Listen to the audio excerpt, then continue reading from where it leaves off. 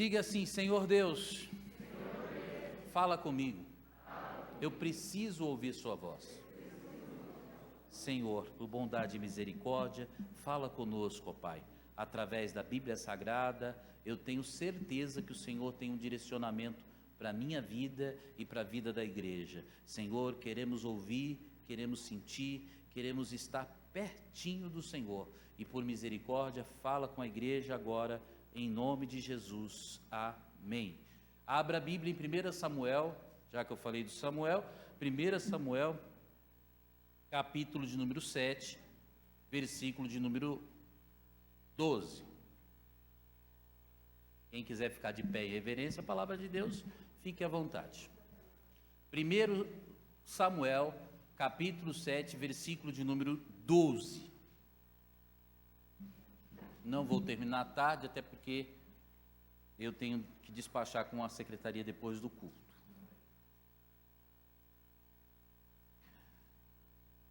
Diz a palavra do Senhor: então tomou Samuel uma pedra, repita após mim: então tomou Samuel uma pedra, e pôs entre Mispa e Sem, e chamou o seu nome Ebenezer, e disse: até aqui nos ajudou o Senhor. Mais uma vez bem forte: até aqui. Vocês agora, até para fechar. Sente-se glorificando ao Senhor. Irmãos, esta passagem linda da Bíblia Sagrada, ela conta sobre um marco que Deus fez através da vida do profeta Samuel. Para falar deste momento, eu preciso pelo menos voltar algumas páginas da Bíblia para que você possa entender melhor. A Bíblia diz que havia um homem que se chamava Eucana. Eucana tinha duas esposas, aquele tempo permitia que isso acontecesse. E ele tendo essas duas esposas, uma delas podia e gerava filhos. Ela gerava filhos e era comum todo ano ela engravidar e ter filho. E todas as vezes que ela tinha filho, era uma festa, porque os filhos ainda é motivo de muita alegria para uma família. A Bíblia diz que os filhos são herança do Senhor. Só que nos tempos bíblicos, um homem, um pai de família que tinha muitos filhos, ele era considerado como um homem muito agraciado por Deus. Uma mulher que gerava e dava luz a muitos filhos, ela era vista pela sociedade da época como uma mulher que ela era mulher frutífera. Olha como essa mulher dá frutos. Olha como esta mulher, ela traz pessoas à humanidade, traz pessoas da sua prole, da sua descendência à humanidade, e isso é bem visto, era bem quisto na época. Hoje, o controle de natalidade aí faz com que os casais no máximo tenham 2, 3, quando muito 5, 6 no máximo, né? Mas aí a gente já fica até espantado. O missionário teve aqui na domingo, ele falou que tem 6 filhas, né? A gente até espanta, né? Mas teve gente que já teve 11, né? 12, 13. Antigamente era muito comum as famílias terem bastante filhos. E nos tempos aqui de Eucana, quando um pai tinha muitos filhos, a esposa que dava a ele muitos filhos era visto como uma mulher agraciada por Deus, uma mulher que gerava muitos frutos. Porém, a mulher que não gerava filhos tinha um estigma sobre ela, tinha uma acusação a ela como fosse uma mulher que não foi agraciada por Deus. Deus não deu a ela o direito de ser mãe, e por isso ela era vista como uma mulher infrutífera. uma mulher desprestigiada pela sociedade, não tinha prestígio nenhum, ela era criticada por todos e apontada. E no caso dela não tinha nem como dizer que o marido era estéril, porque na verdade o marido gerava filhos com a outra mulher, mas com ela não gerava. Então a esterilidade era dela mesmo. E por conta disso, as pessoas na sociedade olhavam para ela e diziam: olha, uma estéril, uma mulher infrutífera. Uma bobeira, né?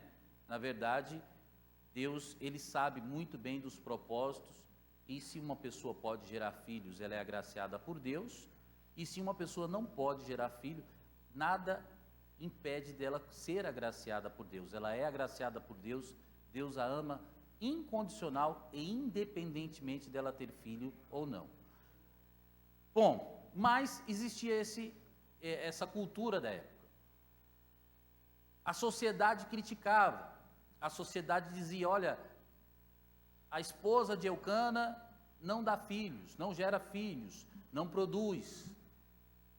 Agora a outra esposa produz, essa sim é frutífera, essa sim é uma mulher virtuosa. E as pessoas de fora, ela ouvia e ficava quieta. Ela quem? Ana. Ana ouvia e tudo bem, estão falando, não tem problema.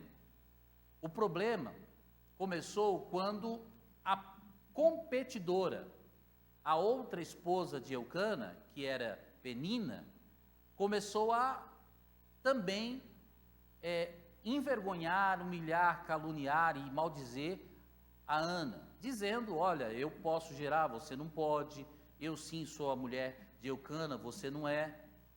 Quando começou a vir essas acusações, Ana, que já estava triste, começou a ficar mais triste, mais abatida, mais oprimida. O tempo foi passando e ela não gerando filho, embora Eucana a amava muito, mas ela não gerava filhos, e isso trazia uma grande tristeza para ela, ao ponto de todo ano eles irem no templo para ofertar sacrifícios a Deus. Quando Eucana ia distribuir os sacrifícios para ser ofertado, ele chamava Ana e dava uma porção excelente, e mesmo assim isso não agradava o coração de Ana. E Ana, quando ia para o templo, era só tristeza, porque ela saía da cidade dela e ia até o templo, e chegando lá não tinha alegria, porque não tinha o que comemorar, não tinha o que dizer para Deus, a não ser das suas tristezas. Pois bem, um dia Ana vai para o templo, só que ela vai diferente, ela vai com um propósito. Ela diz para Deus assim: Deus, eu vou para o templo hoje. A Bíblia diz que ela entrou no templo e começou a orar, começou a falar com Deus. Eu acredito que esta oração demorou muito tempo, porque o sacerdote da igreja, quando olhou para ela, percebeu que ela estava muito tempo ali falando, e ela falava balbuciando, porque já não tinha mais forças para orar. Eu não sei você, mas eu já vivi algo parecido. Eu já cheguei momentos na minha vida aonde eu dobrei o meu joelho e procurei palavras para falar com Deus e não saía nada. Parece que já tinha esgotado o recurso de falas para pedir ou para falar para Deus o que eu queria. Mas mesmo assim eu sabia que eu precisava continuar falando. Ei, se alguém observar você e ver você falando sozinho e não te entender, não liga não. Isso acontece. Quantas e quantas vezes eu, dirigindo no carro, vi a necessidade de falar com Deus, e no trânsito comecei: Senhor, eu apresento a Ti essa causa, essa minha necessidade, esse meu problema, esse problema desse meu irmão, e começar a falar com Deus, e ali, os carros buzinando às vezes, ou alguém parado do meu lado olhando assim, falando assim, o que esse cara está falando aí? Está doido? Irmão, quem fala com Deus, às vezes é tido como doido. Se você nunca teve essa experiência, talvez um dia você tenha, de estar num lugar, conversando com Deus, e quem olhar para você, não entender o porquê você está falando sozinho. Ei, você tem falado sozinho ultimamente? Ô pastor, o que mais eu faço? Então você está no caminho certo, porque você não está falando sozinho, você está falando para Deus. Estão me olhando, estão imaginando que eu estou ficando doido. Deixa imaginar. Você sabe com quem você está falando? Sei, então continua. A Bíblia diz que Ana, ela falou assim, não, eu vou orar, eu vou falar tudo para Deus. Ela falou tudo, mas e aí? Ela não teve a resposta ainda. Você já falou tudo para Deus? Já falei tudo. Você já teve a resposta? Não tive a resposta. Então continua falando. Foi o que ela fez, continuou falando com Deus.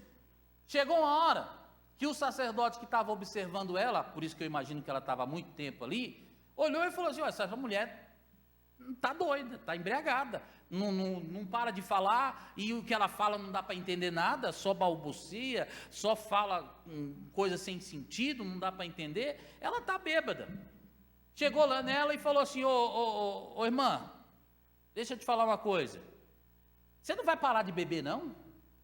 Para de beber, se afasta dessa bebida forte, está te trazendo mal,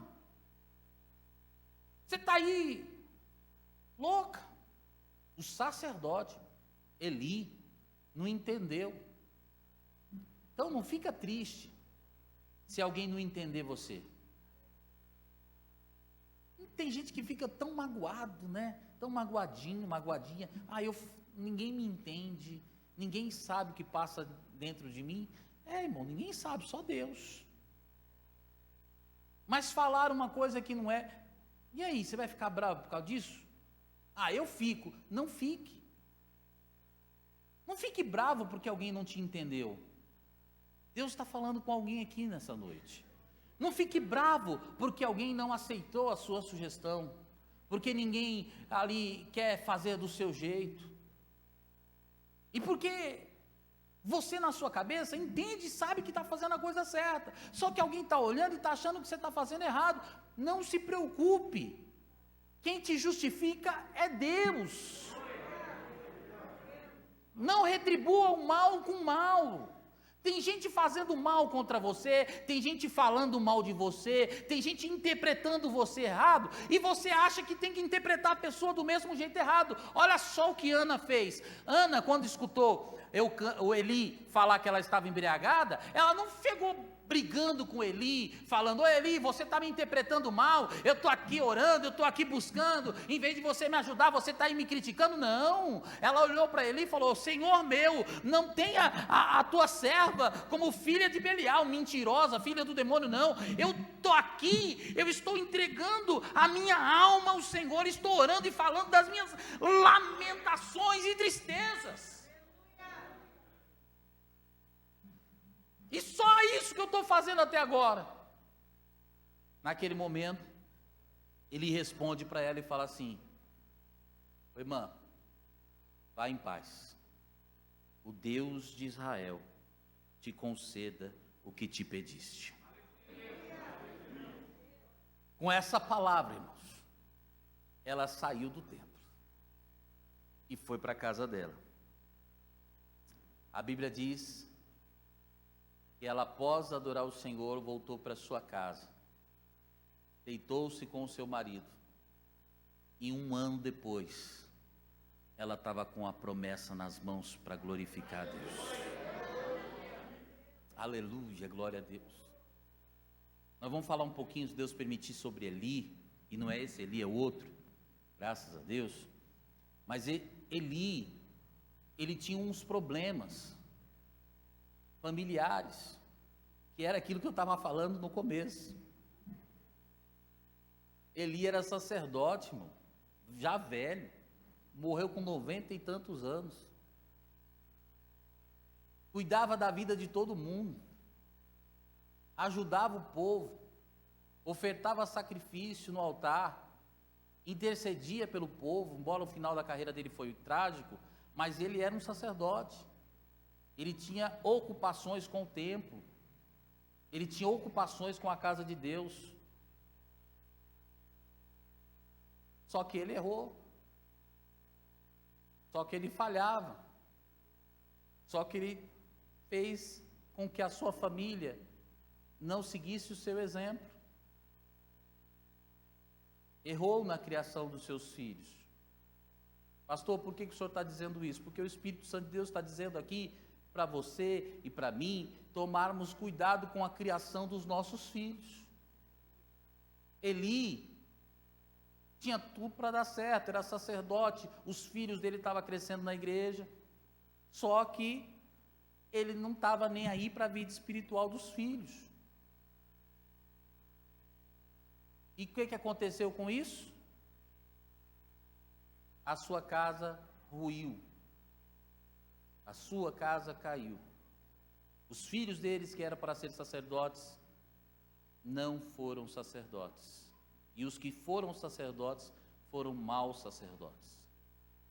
A Bíblia diz que mesmo ele sendo mau, mesmo ele cuidando mal dos filhos, quando ele liberou uma palavra, a palavra se cumpriu. Sabe por quê? Porque ele não falou em nome dele, ele falou em nome de Deus. Meu Deus do céu, tem gente que está me entendendo aqui. Você, quando receber uma palavra desse altar, irmãos, não fica preocupado se é o pastor Ademar que está falando, se é o Danilo, se é o Marcelo, se é o Pedro Quintança, não se preocupa com isso. Receba a palavra como vindo da parte de Deus. Entenda que se você der crédito, não vai ser por conta daquele que falou, vai ser pelo Senhor da palavra. O milagre não será atribuído a mim nunca nessa igreja, porque eu sei que eu sou pobre, miserável, pecador, mas o Deus que eu sirvo é um Deus todo-poderoso, que sabe o que diz, e quando Ele manda dizer, Ele se responsabiliza. Eli pegou e falou assim, vai em paz, o Deus, aleluia, oh glória a Deus, aleluia, te conceda o que você pediste. Receba essa palavra, meu irmão. Deus hoje está te dando a você a confiança de que quando você pede, Ele responde e lhe entrega aquilo que você pediu. Olha só, irmãos, ela podia olhar e falar assim, não, Eli está com a vida errada, os filhos estão perdidos. Não, ela falou, eu estou abençoado? Estou abençoado? Estou. Aleluia. Voltou, deu glória a Deus com a família e foi para casa, acreditando no milagre. Ainda esse ano, muitos vão ser abençoados aqui na nossa igreja. Não tenho dúvida, eu já estou sendo abençoado. Muitos vão ser nesse ano e muitos vão ser no ano que vem. Só que você precisa aprender o que Deus está querendo que você entenda hoje aqui. Você precisa tomar posse da sua bênção. Ana tomou posse da bênção, independentemente do pastor, independentemente da igreja. Ela falou, eu vou lá para buscar a minha bênção, eu vou lá para buscar a minha vitória, eu vou lá para receber a minha bênção, e vou falar com Deus até Deus me abençoar. Deus pegou e falou através de Eli, vai em paz, o Deus de Israel te conceda a tua petição, vai embora. Ela falou, opa, era isso que eu queria. Foi, e depois de um ano contou a bênção. Quem crê que daqui a um ano vai vir aqui para contar a bênção? Eu creio nisso, em nome de Jesus. Deus está falando conosco. Ela foi, A Bíblia diz, irmãos, que o seu semblante já não era mais triste, irmão. Olha só o poder da fé. A fé muda semblantes. Quando ela ouviu que Deus era na vida dela, que ia realizar o que ela pediu, o seu semblante já não foi mais triste. E ela gerou. A Bíblia diz que nasceu o menino, o seu filho, só que ela tinha feito um voto, e se o menino nascesse, ela daria o menino em sacrifício a Deus para servir e trabalhar no templo. Na cabeça dele não passaria navalha, não iria cortar o cabelo, ele não beberia vinho nem bebida forte, seria nazireu e iria servir no templo. Ela ofereceu a Deus um propósito. Ela foi abençoada? Foi abençoada. Só que chegou a hora de pagar o voto. O menino nasceu. No primeiro ano, o menino não podia comer comida sólida. Ela não foi para o templo. E ela não levou o filho. No segundo ano também não. Só que no terceiro ano, o menino já estava mais forte. E o que ela fez? Ela foi para o templo. Procurou Eli, o sacerdote, e falou: era por este menino que eu estava clamando. Eu fiz um voto de dar o menino, e ele está aqui para servir a Deus no templo. Eu entrego o meu sacrifício. Ana, que era conhecida como fracassada, meu Deus, olha como Deus está falando. Ana, que era conhecida como infrutífera, Ana, que era conhecida como desgraçada, discriminada, humilhada, menosprezada, envergonhada, agora está indo no templo para ofertar a Deus o seu filho, como sacrifício em prova do que Deus fez na sua vida. Ei, escute esta palavra que Deus está mandando dizer para você, se você crê. Talvez você viveu este ano aqui de 2020 como um fracassado, como um que ninguém gostava, como uma que ninguém dava nada, como achando que não ia produzir nada, mas Deus está dizendo: vai chegar o tempo que vão ver você entrando aqui, e vai ser para testemunhar do que Deus fez na sua vida, e todos vão olhar para você e vai falar assim: não dava fruto, mas agora está dando fruto, não prestava, mas agora presta, porque Deus fez um milagre.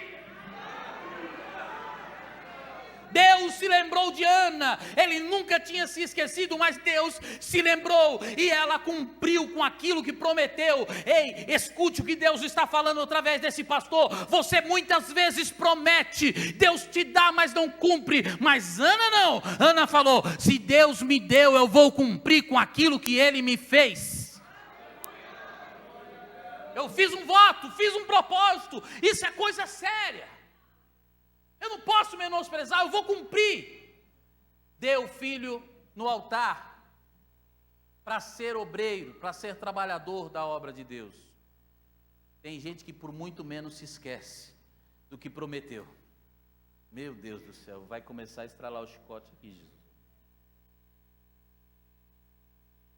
Você prometeu ser um bom obreiro, ser um bom crente, ser um bom irmão, ser uma boa irmã. Na hora da promessa, maravilha. O tempo passou. No caso aqui de Ana, 3 anos aproximadamente. Mas ela não se esqueceu da promessa que ela fez para Deus. Ela levou o filho para ser obreiro da igreja, sacerdote da igreja. Entregou para ser, saiu dali sem o filho, sem aquilo que ela levou. Só que a Bíblia diz que ela voltou para sua casa. Quando ela voltou para casa, ela continuou gerando. Meu Deus do céu. Ela entregou, irmãos. o seu filho no templo. Sacrifício é isso, irmãos. É abrir mão daquilo que você gosta, para conquistar algo muito maior. Você dá conta de entender isso? Sacrifício é abrir mão daquilo que te faz falta, para conseguir algo muito maior. Pastor, o senhor está falando, eu não estou conseguindo entender. Quer dizer, então, que eu vou ter que abrir mão daquilo que eu gosto, para conseguir algo maior? Irmãos, você gosta? Pastor, eu gosto. Então abre mão, para você conseguir algo muito melhor. A Bíblia diz que Ana abriu mão do seu filho, da companhia dele na sua casa, da companhia do seu pai, para entregar ele no templo. Só que depois disso, ela teve 3 filhos e filhas. A estéril, irmãos, gerou, deu luz, porque cumpriu o que prometeu. A palavra de Deus para os obreiros, para os homens, para as mulheres, nesta noite é essa: Deus vai fazer acontecer na sua vida, mas trate de cumprir aquilo que você prometeu. Ana cantou, eu prometo que encerro já, não vou nem me atentar ao texto. Ela prometeu que daria, a Bíblia diz que ela deu o filho, levou para o templo, o menino começou a ser ensinado, instruído na maneira de ser, de como andar, de como obedecer, de como fazer como um sacerdote, e ficou ali servindo durante os anos. A Bíblia diz que chegou uma hora em que Deus, de tanto ver que os filhos de Eli estava fazendo coisas erradas, de tanto ver o povo de Israel errando, ele resolve dar um ponto final naquele erro do Eli e dos seus filhos. E ele, numa noite, resolve falar com Samuel. A Bíblia diz que antes que a luz do templo se apagasse, Samuel estava deitado e escuta uma voz que dizia: Samuel, Samuel. Samuel corre, pensando que era Eli, e diz: sim, Senhor, o que o meu Senhor precisa. Ele diz: não preciso de nada, não fui eu que te chamei, volte a dormir. Segunda vez, terceira vez, Samuel. Eli, que já não enxergava bem, resolve agora entender o que Deus estava fazendo, e diz para Samuel assim: olha, não fui eu que te chamei nenhuma das 3 vezes, mas quando você escutar novamente a voz, diga para Deus assim: fala que o teu servo ouve.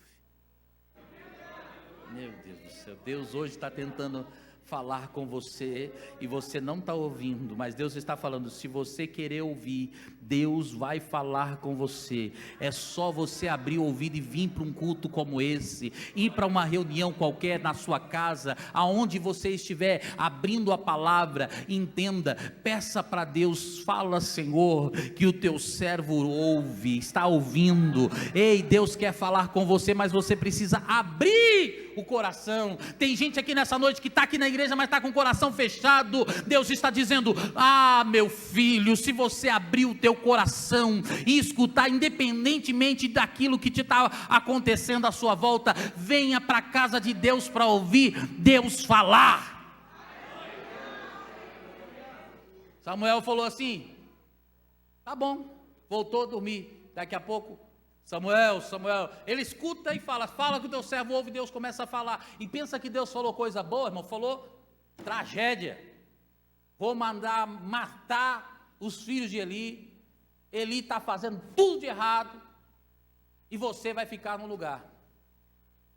E aí, irmão? Que triste, né? Profeta de Deus paga preço. Nem tudo que a gente escuta é coisa boa que a gente gosta de falar. Tem gente aqui que está falando: pastor, por que o pastor está falando isso? Eu não gostaria de falar essa mensagem, eu queria falar da chave, do carro, da porta, mas tem hora que a gente tem que falar o que Deus está mandando. Samuel, inexperiente, pegou e falou assim: Deus, eu vou ficar quietinho, não vou falar nada não. Eli, experiente, chegou para ele e falou: ó, Samuel, você fala tudo. O que foi que Deus falou com você? Não, pode falar tudo, minha responsabilidade.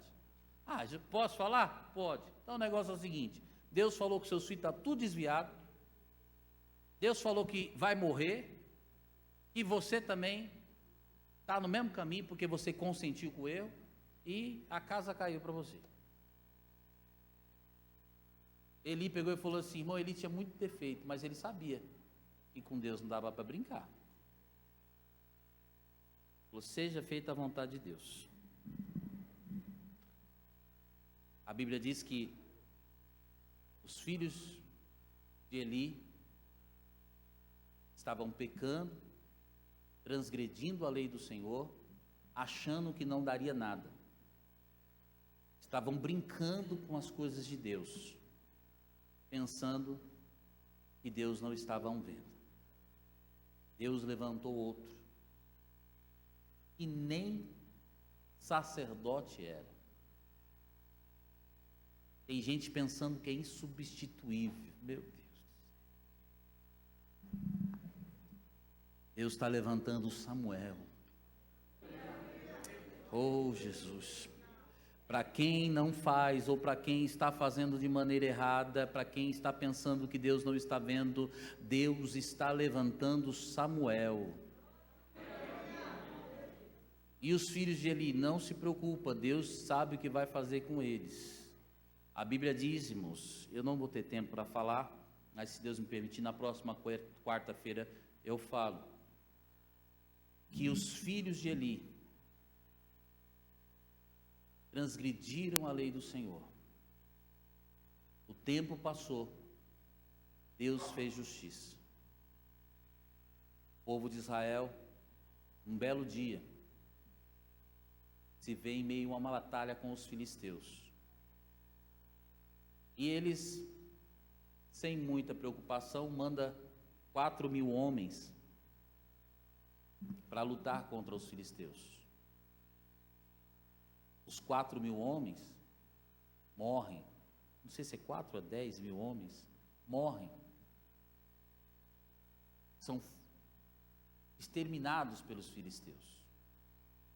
Depois disso, os israelitas começam a dizer: ah, nós perdemos porque a arca não estava conosco, a presença de Deus não estava conosco, vamos buscar a arca. Foram lá, buscaram a arca e levaram para batalhar contra os filisteus. Quando eles foram buscar a arca para lutar contra os filisteus, quando a arca chegou no arraial dos israelenses, do povo de Deus, do povo de Israel, a Bíblia diz que eles começaram a festejar, que a terra tremeu. Fizeram uma festa tão grande, que os inimigos olharam e ficaram com medo. Mas os inimigos tinham uma convicção, e falou assim: olha, nós vamos para cima. Mesmo que eles estão festejando, nós vamos para cima. Por quê? Se nós morrer, morremos. Se nós não nos lutarmos, nós vamos ser escravos deles. Então vamos para cima. Os filisteus lutaram contra Israel. Mesmo Israel com a arca, mesmo Israel com os sacerdotes segurando a arca, perderam a batalha. Morreram milhares e milhares e milhares do povo de Deus. Porque com Deus não se brinca. Ah, eu estou brincando. Vai brincando. Deus está vendo. Morreram milhares. E os sacerdotes, os 2 filhos, Ofínios e Finéias, quando estavam ali com a arca, também morreram também. Escapou um e voltou correndo, chegou Eli, que não enxergava mais, que estava só ouvindo, perguntou o que aconteceu, o que aconteceu, e escuta a triste notícia: morreu milhares. Além de morrer milhares, a arca e os seus filhos morreram e a arca foi tomada de Israel. A Bíblia diz que ele, naquele momento, se assusta, cai da cadeira, era pesado, gordo, cai e morre. A mãe, melhor dizendo, a nora de Eli, a esposa de um dos filhos de Eli, estava grávida, e com a notícia ela entra em trabalho de parto, e a criança nasce. Quando a criança está nascendo, ela está morrendo. E naquele momento, ela diz para as parteiras: o nome deste menino será Icabô, porque foi-se a glória de Israel. Triste isso, né, irmãos? Esse é o salário do pecado, a morte. Brincar com Deus, irmãos, é coisa muito séria. Eu vou falar de Ebenezer na quarta-feira, se Deus me permitir. Que a glória do Senhor voltou. Deus marcou aquele lugar, dizendo: até aqui ajudou o Senhor. Mas eu precisava fazer você entender que a glória acaba quando nós não reconhecemos a direção que Deus nos dá.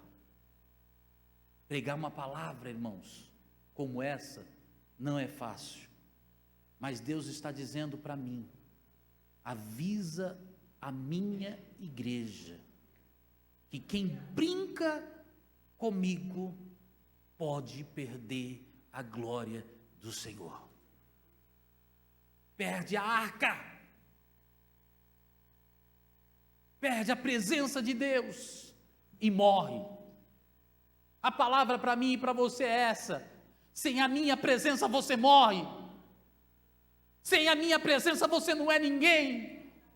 Se esse ano aqui está terminando difícil, mas se você terminou, é porque você tem ainda a minha presença. Mas se você abrir mão dela, você morre.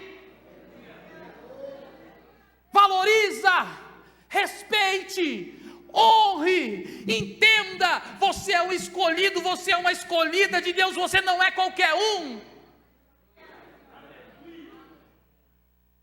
E se eu brincar, e acabou, foi-se, acabou.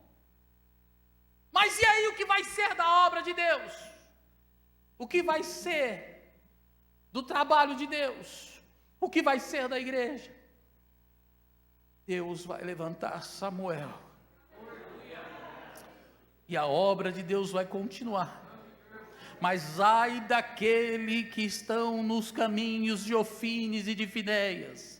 Deus não brinca, Deus não se deixa escarnecer. Deus está dizendo: tudo quanto o homem plantar, isso colherá. Deus quer de mim, quer de você, quer de nós uma igreja séria, que valoriza a presença de Deus e que não brinca com as coisas de Deus. O sacerdote Eli, ele deixou os filhos errar e continuou errando e pensou que não ia dar nada. A Bíblia está dizendo nessa noite: se errar, morre.